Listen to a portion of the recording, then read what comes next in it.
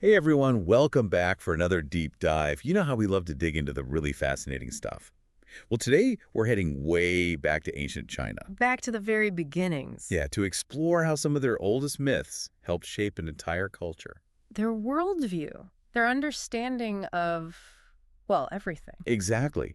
And what's even cooler is that these stories are still echoing in Chinese culture even today. It's amazing, isn't it, how these narratives, these myths become almost like cultural DNA. It's true. So for this deep dive, we've got some translated excerpts from a story about a place called Leize, the Thunder Marsh, and a woman named Hua Xu. It's a wild ride. Get ready for divine encounters, mysterious realms, and the birth of some legendary figures. Oh, I'm already hooked. Let's jump in. So the story starts in this place called Leize, this mysterious, storm-shrouded marsh. Not just any marsh, though, right? Oh no, we're talking about a place practically pulsing with supernatural energy. Yeah. And amidst all of this, our main character, Waksu, stumbles upon something incredible, a giant footprint. But not just any footprint. Right, because in this world, the divine and the natural world are deeply connected, like totally intertwined. Exactly. So this footprint, well, it's believed to belong to a deity, a powerful being who embodies the forces of nature. Whoa! And then, get this, Hua Xu, this wise woman, steps right into the footprint. I mean, talk about a leap of faith, right? But it's more than that. Think about what a footprint represents, a mark of presence, of power.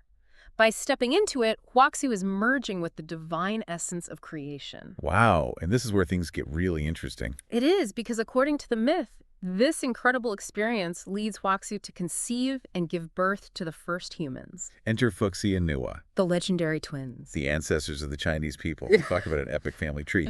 So every culture has its own creation myths, right? Right. But what's so fascinating about Fuxi and Nua is that they're credited with bringing civilization itself to humanity. They didn't just create humans, they gave them the tools to actually thrive. Okay, so they weren't just parents. They were like the ultimate teachers and inventors. Spill the tea. What do they do? Well, for starters, they established the institution of marriage, ensuring the continuation of the human lineage, but they went above and beyond, Like what? like teaching people vital skills like hunting, fishing, agriculture. Wow, so they weren't messing around. No. And Fuxi is credited with inventing the bagua. The 8 trigrams. Okay, pause for a second because I feel like we need to explain what that is. Of course. Think of it like this. Imagine trying to understand the universe, the forces that govern everything. That's a big task. It is.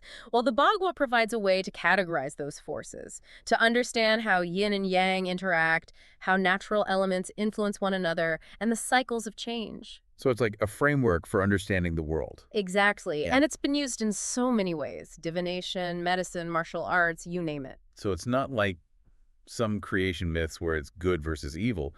Instead, it suggests that the ancient Chinese saw the universe as this interconnected web of constantly shifting forces.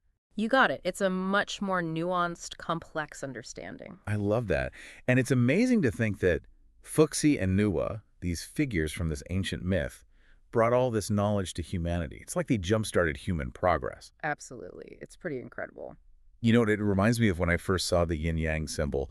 Back then, I thought it was just a cool design, but now I get the complexity and depth behind it. And that's what I find so amazing about these ancient myths. It's true. They give us these incredible insights into how people saw the world and their place in it. Totally. And these figures, Waksu, Fuxi, and Nua, they continue to pop up in art, literature, folklore. Reminding people of their shared heritage, the wisdom of their ancestors. It's amazing. Okay, so we've got this mystical Leize, this divine footprint, the birth of humanity's first ancestors, and the dawn of Chinese civilization. All packed into one story.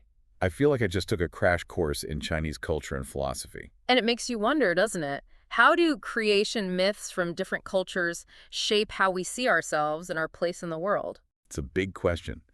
Well, on that note, I encourage everyone listening to keep exploring the world of Chinese mythology. There are so many amazing stories out there waiting to be discovered. I agree. Thanks for joining us on this deep dive. Thanks, everyone.